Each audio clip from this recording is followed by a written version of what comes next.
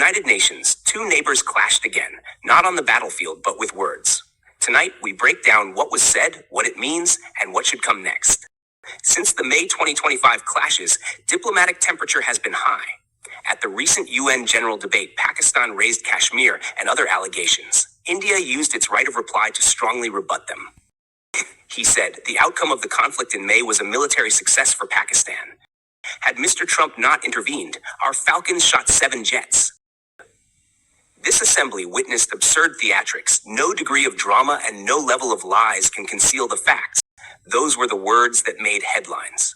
Mr. President, this assembly witnessed absurd theatrics in the morning from the Prime Minister of Pakistan, who once again glorified terrorism that is so central to their foreign policy. However, no degree of drama and no level of lies can conceal the facts.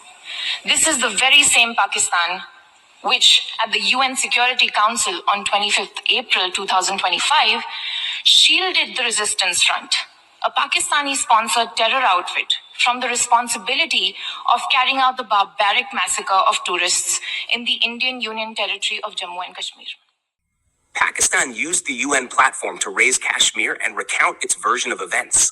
India, in turn, accused Pakistan of glorifying terrorism and pointed to incidents mentioned in UNSC discussions earlier this year. India also made clear that it rejects third-party mediation in Kashmir.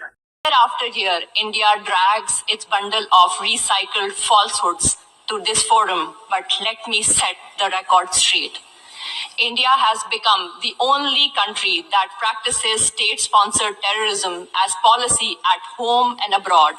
Its hypocrisy is well exposed. It cannot hide anymore its aiding, abetting, and financing of terrorism in Pakistan. Pakistan's objective: internationalize Kashmir, create diplomatic pressure on India, and build a narrative of victimhood to rally support, especially in multilateral fora.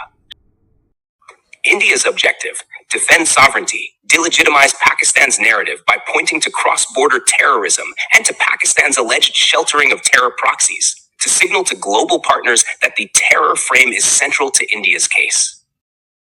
Speeches at the UN are for 3 audiences: global capitals, domestic publics, and third-party opinion shapers, media, diasporas. Both sides tailor messages accordingly. Diplomacy here is theater, but it's also evidence warfare. Claims are meant to influence third parties, NGOs, and capitals that matter for sanctions, funding, or strategic support. What's at stake?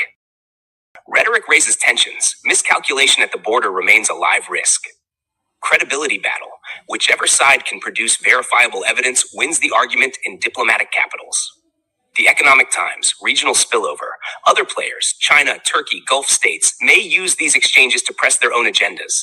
This is a GS2IR case, diplomatic signaling, use of multilateral forums, and evidence-based foreign policy. Words will continue at the UN, but what practical steps can reduce risk and move toward resolution? Recommended short-term and medium-term steps. 1. Reinstate hotlines and military-to-military deconfliction, immediate measure to prevent border miscalculations. 2.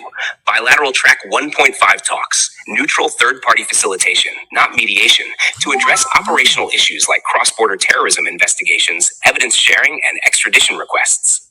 This respects India's stance against formal third-party mediation while enabling facilitated talks. 3. Evidence-first diplomacy. Use multilateral institutes, e.g., UN fact-finding where applicable, or invite impartial technical bodies to examine specific incidents to move debate from rhetoric to proof. 4. Regional confidence-building measures, CBMs, trade transport links, joint water management talks to reduce the zero-sum framing. 5. CBT, counter-terror financing, cooperation and transparency. Push FATF financial measures to target terror financing, an area where global buy-in exists. Policy needs to balance firmness with space for technical engagement. Public theatrics solve nothing. Operational cooperation can. At the UN, words matter. They shape alliances, feed media cycles, and change diplomatic maps. For UPSC aspirants, this is a live example of how international relations, domestic policy, and evidence intersect. Like, subscribe for more current affairs breakdowns for UPSC 2026.